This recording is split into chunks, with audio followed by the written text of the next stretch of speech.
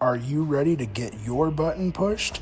You're tuned in to What's the Reason for This, the podcast where music meets madness, friends become family, and every conversation finds its own groove. Kick back, laugh loud, and let's find the reason together. The button has been pushed. Hello and welcome. What's going on, guys? Coming back to you from the dungeon with another amazing guest. I have none other than Cotter Ellis from Goose. What's going on, Cotter? Yo, thanks for having me, man. Buddy, thank you so much. When I found out, obviously, we've been hanging out with Torrin a bunch lately, and he's like, oh, we have this awesome show coming up in March. You need to figure it out. And I was like, fuck, I need to get Cotter on. And so the power of the internet, right? And Fuck yeah. here you are, bud. And I'm super stoked. And we're gonna talk about that show a little later, but I want to give a little bit of background for people that may not know who you are, right?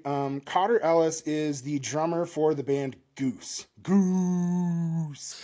But you grew up in the Northeast, right? You're from Rhode Yeah. Island originally. Did From you guys Mass get originally. where you Massachusetts? Yeah. Oh, nice. Okay. Are you in Vermont now, or where are you currently? Yeah, I've been in Vermont for like 12 years now. Yeah, because that's kind of the scene that you came up in. Did you guys get walloped with all the snow? My wife's family is from the Bronx, and like New York got over 2 feet, and people are losing Yeah. their minds. Yeah. My dad lives near the Cape now, and he got 2 feet also.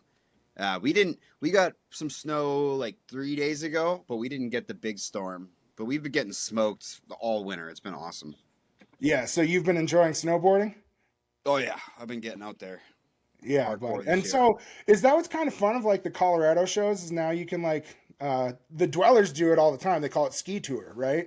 Where they go and play shows and you're like, shit, all right, during the day I'm gonna go shred or go do this.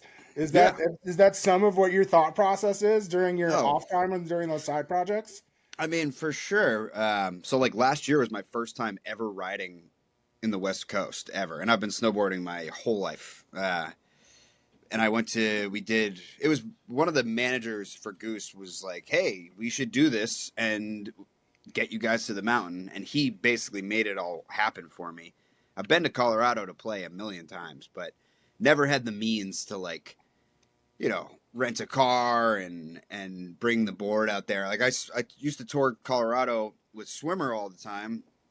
And it's the other reason I want to go to Colorado, other than ripping the mountain, is because it's a fucking awesome place to play in a jam band of any kind. Just great music scene in general, So Dude, it's we are win-win. so blessed, and it's crazy because it's like it's not just jam bands, right? We have like bass heads. It's like the bass Yeah, capital. We have bluegrass. yeah, We have such dynamic music and all these like super heady scenes. I always joke with yeah, people, I need like a full-time job just to be able to pay for all these shows that you want to go to, right? yeah, And then people are like, "Oh, well, how come you're not traveling to go see?" It's like, bro, like I am literally in a mecca, yeah, and it becomes expensive. It is fucking awesome, but it's also like the evolution of your life, right? Because as swimmer, you're like, I'm happy to be here. I'm so positive with like the scene and the culture that's happening, but like we know the struggle and the grind of like up and coming bands or like the different yeah, tier bands, right? And so then being yeah, able to come in and like be able to fire away and like have that stuff helped out for you, right? And you like get to do yeah. that. That's super cool. For sure. I mean, and now just I have more connections. I think like, I've been ripping the jam band circuit for a long time now, over 10 years, probably like closer to 15 years. And a lot of the homies are either from Colorado or moved to Colorado or went to school there. And now I just know a bunch of people. So, like, the resources add up, even if even without the dough to back it up. But, like, I got amazing friends that I get to go and hang out with and rip with. Like, last year at Copper, we had a sick crew. And, like, one of the dudes was like, oh, I know the heady spots. 'Cause I'm a heady spot guy. I hate being on the fucking trails. I hate being in the lines. When I'm in Thank God. nature, I don't like to be around like people Yep. other than the homies. Yep. Yeah, I don't want to be in a crowd. I want to be like in like the silent woods and like enjoy like the serene like You want it to be beauty. nature. You don't want it to be Disneyland on a mountain going down with Yeah, 150 people. and it's like, and then I feel like to a fault. Like when I'm here, I know all the heady spots in Vermont. So then when I go somewhere else, I hate feeling like a tourist. So when I have a homie that's like, I know the spots, I'm like, let's fucking go. This is what I Buddy. want to do. Well, and that's what you were talking about, like the 7 degrees of Kevin Bacon or the 7 degrees of Colorado, right? Like Yeah, yeah, you, yeah, for all you, sure.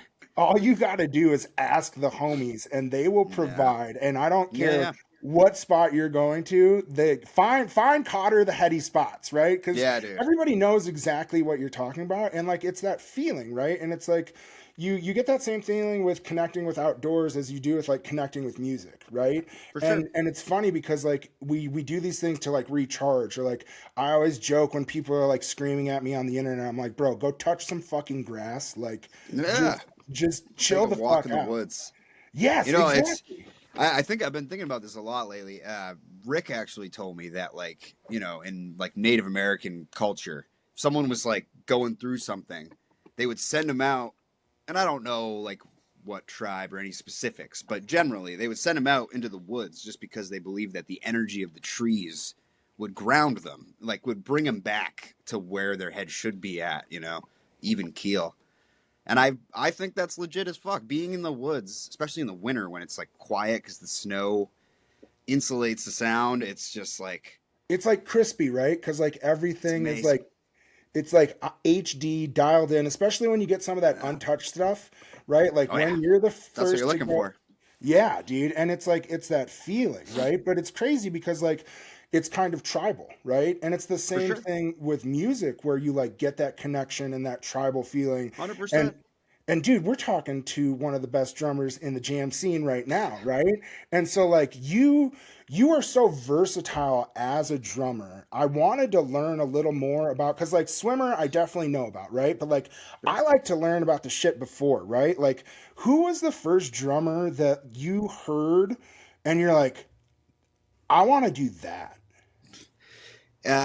Man, that's a really tough one.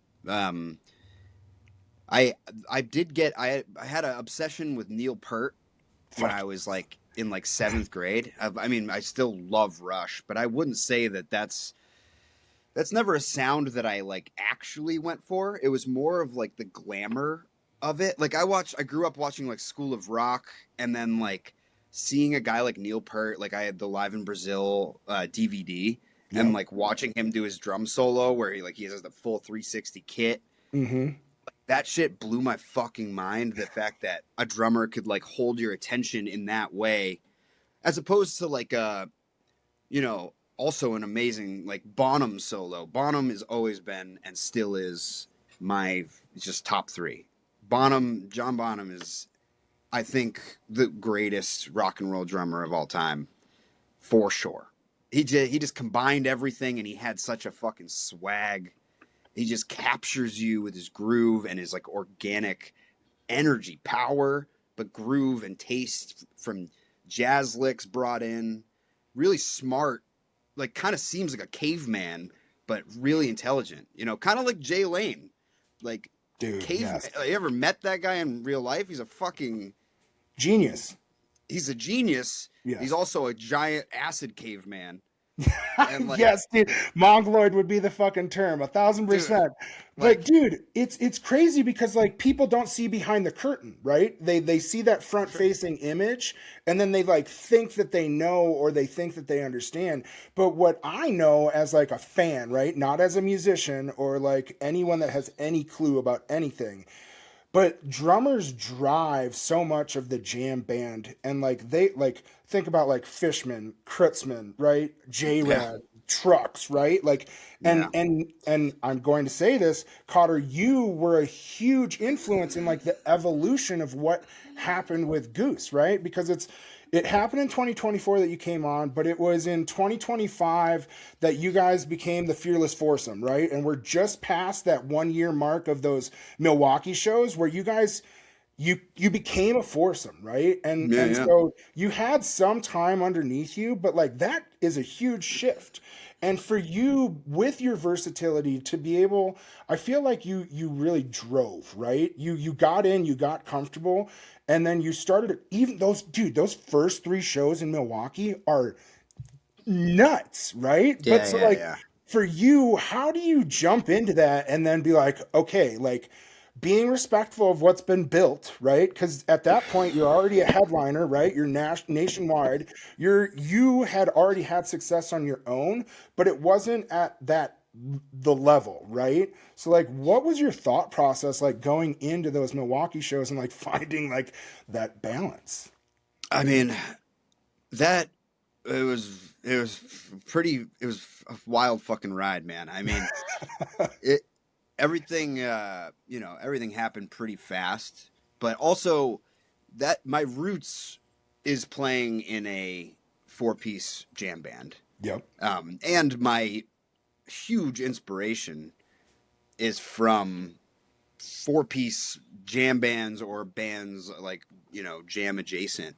um, so like it honestly in a way felt more familiar in terms of my what my role would now be. And your like um muscle memory of being able and I mean, like, knowing and like, it didn't really change that much about my approach. did that allow you to like lock in more to for these jams, right? Because that's where the growth has really come, right? Like Yeah, yeah. with coming in with Goose and like having, so I always joke that for me, I have two layers of Goose, which is like my melodic, blissful, what I call like Christian rock, like fucking beautiful Goose, and then I have like Sith Lord, like dark, heavy, like, and I, dude, those two worlds, right? But they're complete opposite. And then the way that you have to come in and play those and lead those, and because these jams can be 20 minutes long and they just progress and progress and progress and progress, for you to come in like, do you feel like you already had that flow because of your experience before? Or did you really have to dial in with like Trevor and Rick and Pete? Well, I think in terms of inspiration, like in terms of my tastes and my approach, I definitely had that goal before to like the reason, to speak more broadly, it's like the beauty of improvised music is that I feel like it reflects a reality, like this like deeper truth that music gets to, like that like music translates, and like in like that spot that it hits in like our soul when we're listening or at a show. It's like improvised music is not packaged up and brought to you as a product. It's something that we're all in this experience together, very similar to life. It's a reflection of reality in a way that I think a lot of art strays away from, because art and business meeting usually means like, all right, let's package this art up into a pretty box and sell it to people, which isn't always bad. Like hit songs can be amazing, Mhm. but there's a true beauty in improvised music being free to go wherever it wants. And my inspiration, like my background of loving pretty music and dark music, like heavy music, I love like punk and metal and like shoegaze and emo and whatever, like all that side. And then like, classical, like classical is actually a great example of something that also goes both ways. It really is a reflection of this complicated feeling you get when you're experiencing life. Instead of this black and white like love story, it's like life is more complicated than I'm happy or I'm sad. And I feel like in music, to reflect that, especially in a jam, when it can hit this like really gray area emotional journey, like that's the most beautiful fucking jam you can ever have. And then through a show, it's like Rick often refers to it as like creating the arc of a show. It's kind of like, a movie where it's like you laugh, you cry, you hit all these marks. It's this fucking roller coaster of emotion. It's a trip. You don't need That's to tell what me, buddy. the We're all feeling it. We feel it, right? Like so as a like crowd, you feel it. exactly. So, we all in a way are like, as long as your mind is open and you're not like stuck in your like, oh, I only like the dark shit or I only like the pretty shit. If you're like open to the experience of the whole journey, we're all kind of inspired in that way, not just me. And I think that the other side of it is like musically with the boys, it takes time, like with any group project, it takes time to build that chemistry. That being said, I think something that the most beautiful part of the Goose experience was that the chemistry seemed to be there immediately. And that's why it felt so surreal, but so right. Like the way this all worked out was that this chemistry of being able to create something that felt really special to all of us musically, it seemed like really intuitive and easy. And although like a lot of times it can be challenging, but we started off on a great foot, and then the more we get to know each other as people and as musicians, the more we're going to be able to create these like beautiful experiences that for us and the crowd, you know? Had your guys' paths crossed a lot beforehand with you being in the Vermont scene with Swimmer and then them kind of coming up in the Connecticut scene? Or like what was the relationship like before they like asked you to join the band?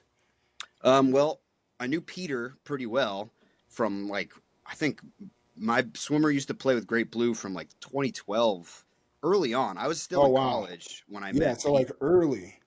Yeah, so we would do like gig swaps. Like when I moved to Burlington and we were a Burlington band, um, we would play in Connecticut, like Arch Street Tavern, wherever we played. Peter sent me a show from 2013 or something from a club called Church in Boston that we played together.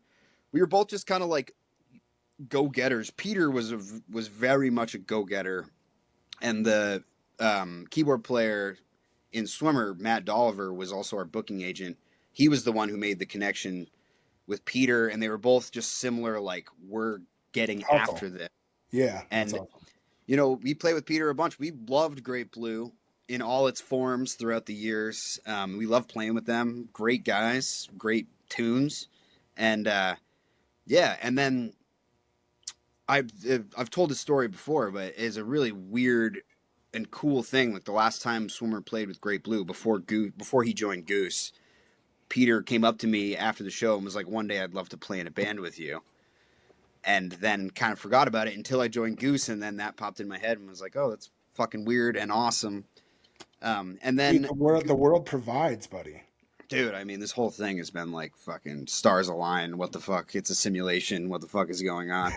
But the other connection was that Goose came up and played. They co-billed a show with Swimmer in 2018 at Nectar's in Burlington, Nice. and at the time, like Swimmer was, we weren't like, it's not like we were ever big, but in Burlington, this was like our fucking home, Oh, buddy, and you were definitely big regionally. Like anybody in the in Northeast that Burlington, knew the jam scene definitely knew about Swimmer. They knew who you were, and because like immediately when the transition happened when you first joined, people like they have that panic and that freak out, like oh shit, and people immediately came to bat, and they're like, no, Cotter fucks. Like let him work. And you came in right, and like that started to happen. You have those Milwaukee shows, and you start as the fearless foursome, and now we're progressing to a year later, and the growth has been insane, dude. It has been nuts, and it's really cool because like you can go back and you can look at because I know that you've talked in the past about like the catalog and learning all these songs and trying to figure this out and like doing this. But what's cool is for you to be able to find songs that like you've kind of resurrected from these set lists that are now being played more. You're talking about Burlington, and it immediately reminded me of a conversation that I had with a couple of my buddies, knowing that we were going to do this. Shout out to Gordy and Greg. But we talked about Atlas Dogs, and that Atlas Dogs that you played in fucking Vermont is filthy. And it has yeah, been something that has been coming back into more set lists, right? So, like, yeah. what was it that resonated with you about that song? And then, like, as you now in the driver's seat, as part of this foursome, what do you think made that change to allow so much more of the dynamics to something like that? I mean, like I think I definitely brought a different style um, of drumming, and that definitely shined on some tunes, more than others. I think I've always, talking about Atlas Dogs specifically, I've always really loved this like tribal, for the nerds out there. It's kind of like this 12/8. It's like you know the tune "The Other One" by the Yeah. Grateful Dead. Yeah, of course. It's basically got two time signatures going on. It's really just kind of like a triplet over a duple. It's like a 3/4 or a 6/8 over a 4/4, and it's like you know, even if you have a basic knowledge of time signatures in general, it's like you, if you do two at once, it kind of gives you the freedom of being expressive in either one at a given time. That being said, like, so Atlas Dogs, I just love this. It's like a four on the floor pulse. So it's like, and like there's so much. My brain just works really well in that kind of vibe where I can be free in two different time signatures. I can think about the groove in two different ways, and like be really expressive. But it's also got this tribal pulse. It's the same as Give It Time, Yep. like same kind of groove. Although Yep. like, you know, there's maybe more twists and turns with Atlas Dogs. But both of them are the same concept. It's the same concept as the other one in my brain. It's the how I've always played the other one live with my dead bands, and like I think it definitely made Atlas Dogs really exciting. And then there was a show in like, I think it was in Raleigh, North Carolina, Okay. where we had just watched a Parcels show. We streamed their first Oh Red Rock shit. Yes. show, Yep. Yep. and we were like, I just was super inspired by the way that drummer, because I've always been a Biscuits fan. So it's kind of like this Jamtronica thing. I feel like the way that Parcels does the live Jamtronica thing, essentially, in my mind, Yep. very different band, but same in terms of the drums. He's essentially on some of their tunes, you know, like simulating a drum machine. He's adding and subtracting elements of the beat, but it's like this dance groove, and the way he did it was super inspiring. And then we played the show in Raleigh, and we jammed Atlas Dogs, and I feel like that inspiration that was carrying over from watching that Parcels show, it like created this world in the Atlas Dogs jam that they had never really gotten to before. And then it was like, oh, let's fucking jam Atlas Dogs now. Like, this is a thing now. Insert Rally Atlas Dogs clip here. Uh, dude, Hell but so yeah. that makes so much sense because the way that I see it, like not as a musician, right? You're like juggling two sets of balls in two different hands, right? And what you're saying is depending on how you're feeling on the timing, you can go with this one that way or this one another way. But as like a simpleton, are you using like a clicker? Is it internally? Are you just like so dialed in that you're able to keep these two beats going at once in your head? And like, how do you stay on? If that's Yeah, I mean, it's not there's no click track or anything. It's just like it's a feel thing. And you know, like I'm not like a, you know, super well trained musician in terms of like explaining things, notes on paper, yeah, but in terms of the feel, it's like, you know, think about a tune that's like a shuffle, like Mississippi half step, yeah. and then you got like a tune that's straight, like a lot of tunes, but like you can tell just by being a music listener that the drums will have different feels. It's like a level of swing. Um, a shuffle is swung, like reggae. A lot of that reggae groove is swung.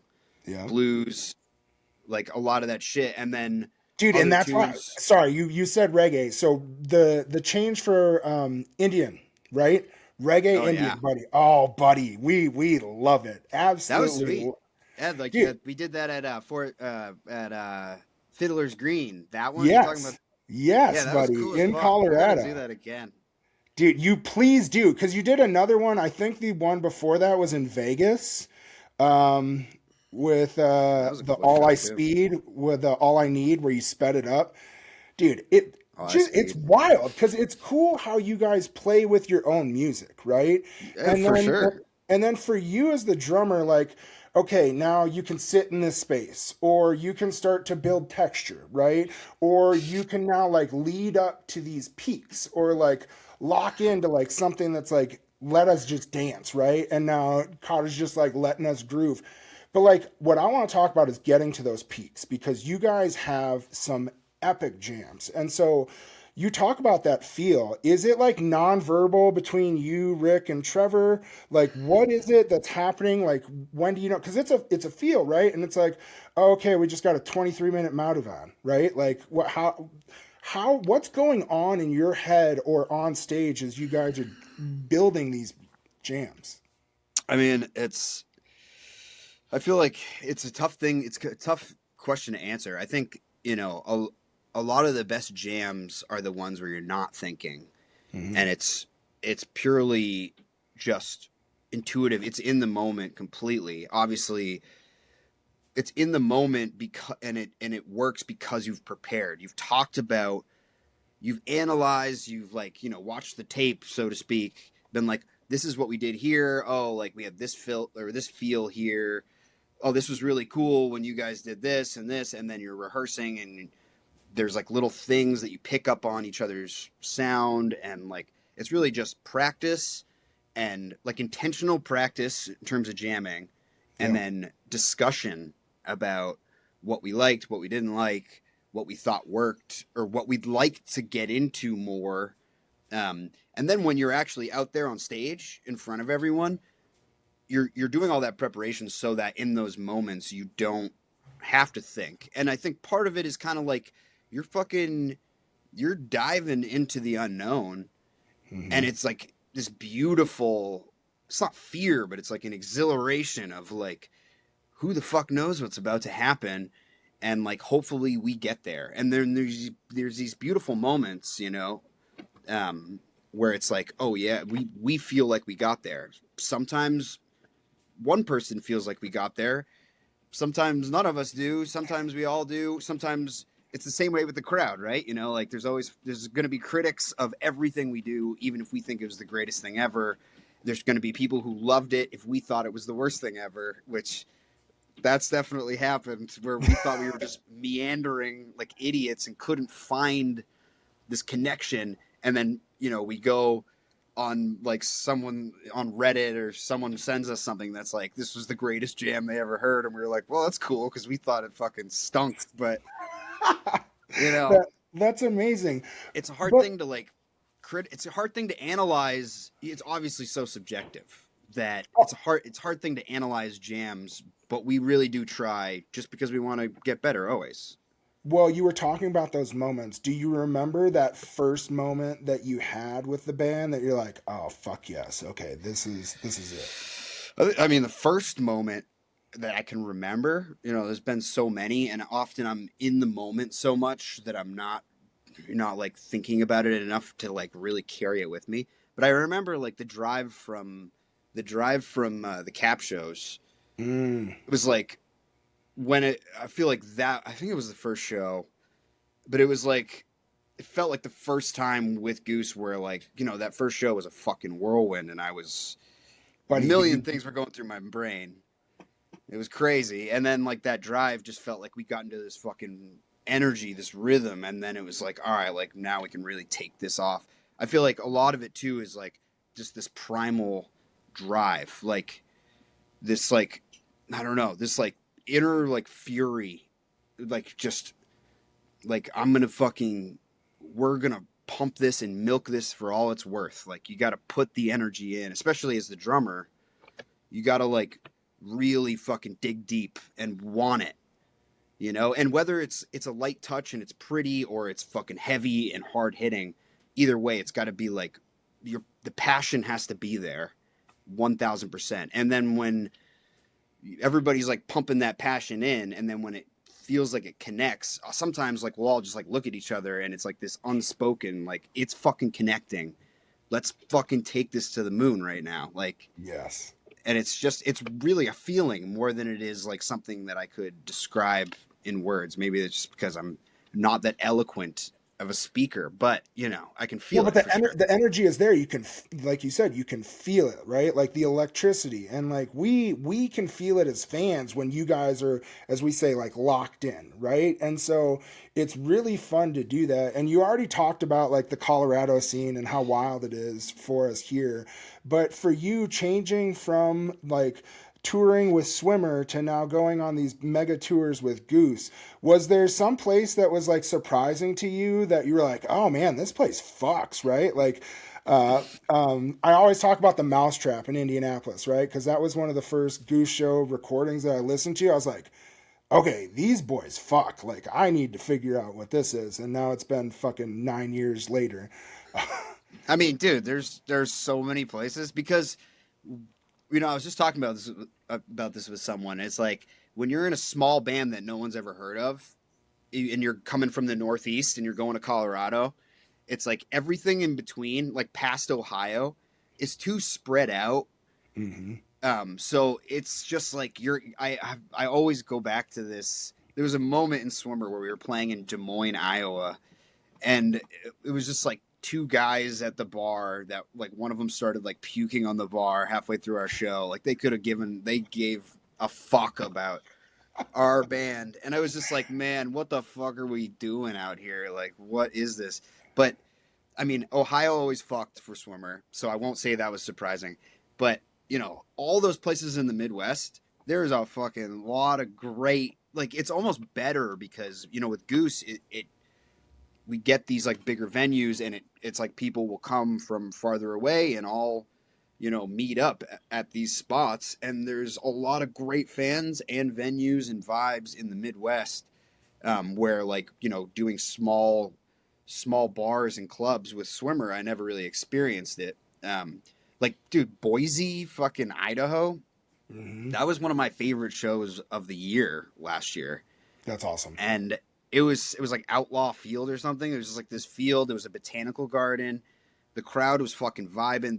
The it was windy as fuck, and like there was the fucking, you know, the top of the Rockies there. It was so sick, and it was like, man, I never would have experienced Boise in this way if It's more than I just wasn't with potatoes in Goose. Idaho. Who would have Dude, thought? it was sick. The vibes were so good. You know, I walked through a fucking botanical garden all day and like hung out in the sun, and then just for some reason it was vibing. I thought the music was great. I do remember there was like the Rosewood Jam from Boise was one of my favorite jams of last year for sure. But yeah, like a bunch of spots, dude. I mean, Indy is amazing. I actually love that city a lot, and I never got to play there with Swimmer. I don't think we played. We played like Muncie, Indiana, and had Oh some my fucking god. crazy ass experiences in Muncie, man. I got some weird stories from Muncie, but That's never like played Indy. Amish country down there, isn't it? It was a strange fucking scene. Like Different there was place. a scene, But but dude, and that's what's crazy is I moved from Hawaii to Minnesota, right, as a nice. teenager. So it was like complete Whew. culture shock. Yeah, And then I was coming up like the Big Woo were my huge thing, right? So like Chris hell yeah, Castino, this Midwest jam band. And I was a sucker for the guitar and they were phenomenal. And we were so desperate for more shows. And so like when things did come, we would show up, right? hell yeah, But yeah. what happened was it would be like so few and far between. That's why eventually I was like, fuck it. I'm moving to Colorado. And then I'm seeing like Jeff Austin play in the streets, right? For Yeah, free. yeah, And yeah. so like the scene is dynamic, but like it's hungry. And what's fun is like now there's bigger festivals in the Midwest. There are more venues, there are more spots. And it's Yeah, yeah. important for people to remember to like go and check out local music because you can see amazing talent like Cotter, right? But it's under a different name and people don't know that, or you're on the come up, right? And like Yeah. it's so I'm hard, but like with that, you have to play into the social media game, right? And it's like, cool, 100%, you buddy. make music. Now you gotta like whore yourself out on the internet to like get people to like you. And what's crazy, what I hate, and I stand up for this shit all the time, is like the quote unquote goose hate and these people that just like try to shit on the band for no reason whatsoever.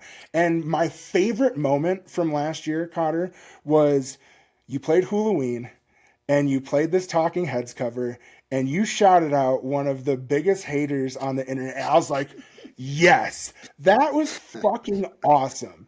But like, what goes through? Because like, you guys have to put all this stuff, and you guys are very good with like curated content, and it's pretty, and it matches the vibe and the scene. But for whatever fucking reason, there's all these goose and like I joke about the Christian rock because that's what people say, and it's so fucking dumb. Because it's like, bro, have you ever been to a goose show? And at that Halloween, there was and I'll put him on the spot. It was actually the host of All Jammed Up. And Clint used to be one of those, goose, blah, blah, fucking talk shit. He sent me a text message during the first set. And he's like, you're right, goose fucks. And what I would tell all these haters is like, come and check you guys out. But what goes on with you guys and like having to deal with that and even listening to it? Obviously, you hear it if you're doing call outs like that from stage, right? I mean, I had my time as a snob, as a hater, until I had a realization that it was just, it came from a place of me like caring so much about the music. I think there's multiple levels. There's trolls, and then there's people that are really overcritical. And I think part of it is like they really say like Fish. They love Fish so much that they're threatened, maybe, or they don't have the patience to even give us a chance, and they get caught up in this like circle jerk of goose hate that kind of in their mind brings them closer together with their tribe of Fish lovers or whatever the fuck. Like It's like this dumbass echo chamber though, right? yeah, but Like, it's you can't, I don't think you can hold it against anyone. I feel like it all comes from this something that's great about the jam scene is kind of its tribal nature, and this is community it's community based. It builds these communities, and then there's going to be people that like what I realized was that any snobbery or like over criticism. I was not on the internet talking shit, but like any of that attitude is taking away from you just enjoying music. I mean, like when I joined Goose, Matt Campbell, who helps write a lot of the tunes, and a phenomenal human being, he was just kind of having a conversation with me about just like the beauty of music and how we can kind of, as a culture of music listeners, we can get in our own way from enjoying things because of superficial reasons, and maybe you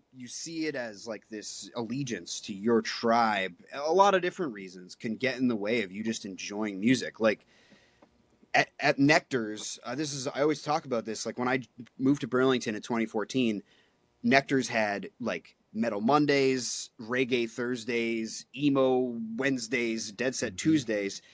You would see everyone from the other nights at the other, like everyone would come to all the nights, and they would be, like there was this one dude who was clearly a Metal Monday guy who used to come see Swimmer every time we would play, and he'd be like fucking, Liberty spikes, studded fucking leather jacket, and I'm like, man, fuck yeah, like this is what music scenes are supposed to be, because that's what I want.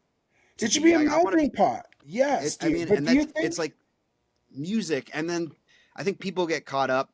I don't hold it against them. I think the other side of that is like we're not up here being like, yeah, we're fucking awesome. Why are people talking shit about us? We want to get better, and we want to know if our music is reaching people. So it can be tough sometimes when like we want constructive criticism, but if it's empty or superficial criticism, it can muddy up the constructive criticism that we actually crave, and that's a tough fucking thing to deal with, But that's an amazing perspective because that's showing already that you have shattered the echo chamber of just surrounding yourselves with, oh, we're great, we're doing great. Sometimes there is truth in the hate, right? Like I deal with internet clowns all the time, and early on, especially with the personality that I have, fuck them. Fuck them, Cotter. Hell yeah, buddy. I'm right there with you. But for me, it's like I like you. You try to learn from. Is there some truth in this? Is there an opportunity for growth? Right? Yeah, yeah. And I think there's a lot of misdirected hate, and I think it's the fandom, right? Like of this, like, oh well, I like this band, so I have to hate this band. Like when I came Yeah, up I in the mean, early 2000s, like if I liked Widespread Panic, I couldn't like the String Cheese Incident, and I'm like, no, they both fuck. Like you guys are for sure. idiots. Like why can't we just go and enjoy this? Why do you feel like we always and I'm answering my own question now because I know what the internet trolls are going to say, but what I was going to ask is like why do we feel like the need to hate on something else? But immediately I just saw my stupid yellow hat in the screen and they're going to go, "Oh, well, so then would you ever cheer for like the Chicago Bears?" And I'm like, "No, fuck the Bears." And there's no there's no reason for that other than like I'm a fan of this, right? So you feel like that's kind of similarly what's happening with the music scene?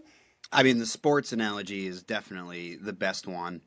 Although, yeah, and like that's why I think most times I interpret like that empty, seemingly empty criticism as passion for music or the scene. I think, there's some people who literally their purpose in life has become they get attention for talking shit on the internet. And sometimes, like, I think memes that make fun of us can be really funny. And I will, if I ever lose my sense of humor for that and like take myself so seriously that I couldn't handle that, I would be fucking, it wouldn't be me. That would be absurd. Cause like, I want to play. I want to fucking make fun of myself and have fun with the whole thing. Like, what the fuck are we doing here? We We're got to get joking around. Cotter. We got to get Cotter some sock accounts so that he can throw out some other memes, right? So that he can just fire some jabs. Dude, I mean, and then sometimes they're just like, dude, what the fuck? Like, this is just mean, or it's Yeah, and just it's some of like, them are so stupid, and like sometimes, yes, you can let and be like, "Fuck, okay, that's pretty fucking good, right?" for Like, sure. Some of them are and just like bullies. Like, it's literally like a middle school bully that is getting attention for being a dickhead. And like he's maybe a little empty inside, and he's getting likes for being an asshole. So he's like, yeah, this is my like identity.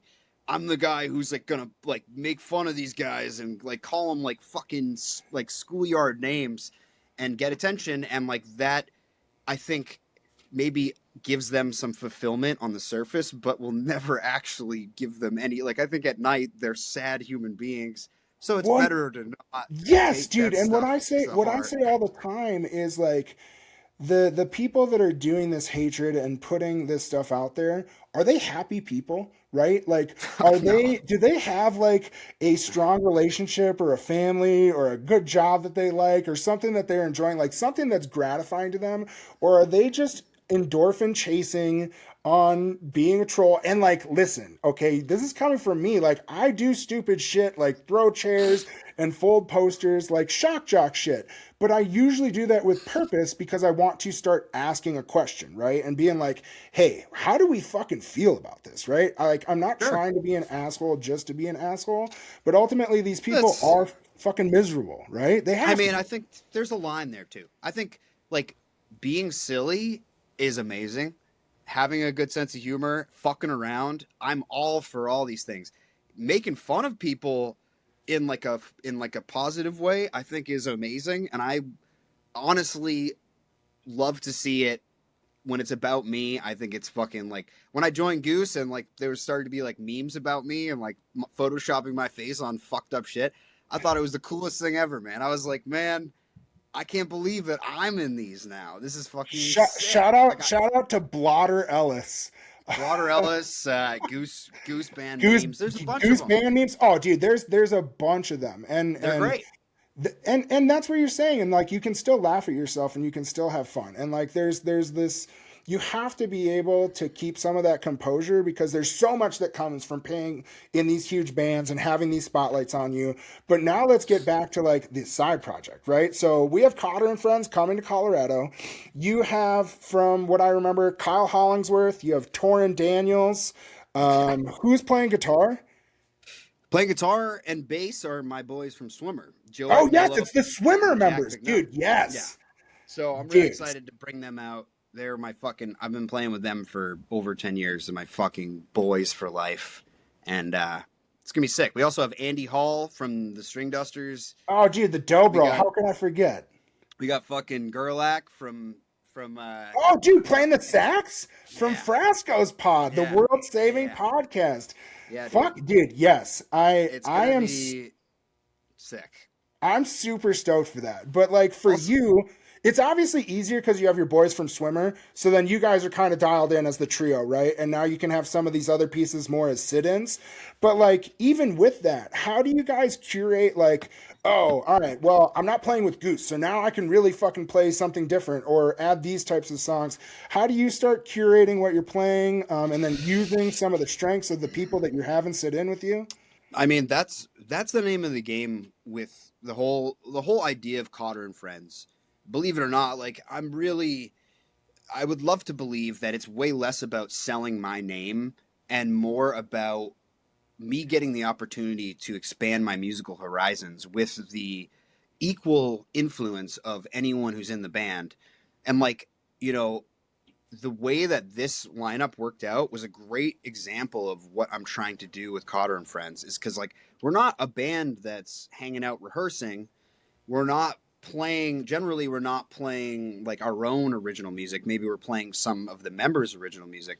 But it's really like when I start the text thread with all these guys, like started a text thread with Kyle Hollinsworth for me was like fucking what? String This is cheese, yes. sick. Let's fucking go. I've always been a String Cheese fan.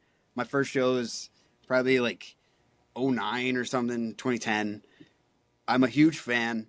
I was super stoked. And then I just sent a text to everyone and was like, you guys tell me what you want to play. Like everybody brings songs to the table. And I had a really fun time writing the set list for the show, which I'm sure is going to change. Yeah. But as of now, I got such an eclectic mix of tunes. And like my Swimmer boys, they play in a bluegrass band here in Vermont called Good Gravy. Then Oh they're shit. fucking awesome. So like Joe has been getting into the flat picking thing. Jack got a stand up and like so So there's then we literally a plethora of genres that you guys can pull yeah. from, I right? mean that's where I want it to be as eclectic as possible, but also writing the show is like how the fuck am I gonna do this? Because like Gerlach is calling a Miles Davis tune, like a modal fucking jazz tune, Yes. and like then obviously we got a lot of guys that are like I know every fucking bluegrass standard, and like Kyle is a great person to have in this band because String Cheese obviously is one of the most eclectic jam bands. Like they started off pretty bluegrassy, but they've gone a lot of different places, and they can bring it in all of those places. So having him hold it down with my Swimmer boys that I feel like also have a very eclectic taste and background and like talent, I think the set list we have is really really cool, and I'm super stoked to fucking do that show. And And then is it just at Cervantes or are you playing any other dates while you're here? so we got that lineup is just Cervantes that one night. Yep. And then I go to Steamboat with the band that I play with in Burlington when I'm home Yep. every Tuesday at the local club. No longer Nectar's because they closed, but there's a different spot called Einstein's in Burlington that we've been doing Dead Set Tuesdays at. We also play Zen Barn in Waterbury. But I play with this one band. It's Jack and Joe from Swimmer, and then my buddy Josh Dobbs on keyboards. And we kind of play whatever the fuck we feel like playing. Grateful Dead Tuesdays, but we play other gigs where we're really just fucking around. Like this week, I finally watched the Bob Dylan documentary or movie. Movie? Yeah. Um, like I don't know why the Timothy Chalamet thing was making me hesitant to like watch it, and then I Dude, it was watched so it. good.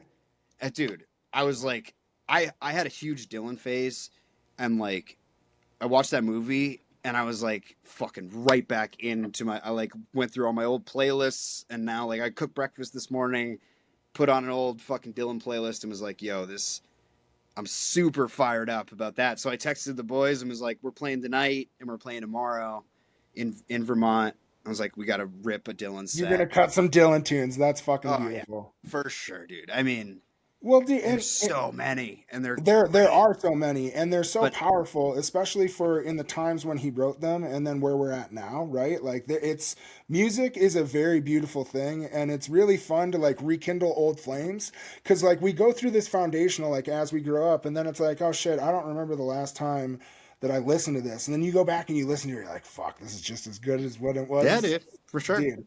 And Uh, and oh, dude. I mean, I digress. But the Steamboat shows will be Friday and Saturday. yep. That's with like my band that I've been playing with in Burlington since way before I was in Goose. And like, so the cool part about the Cervantes show is like we're going in with this lineup of killers. Oh, dude, it's like the all-star who's who. It's pretty It's awesome.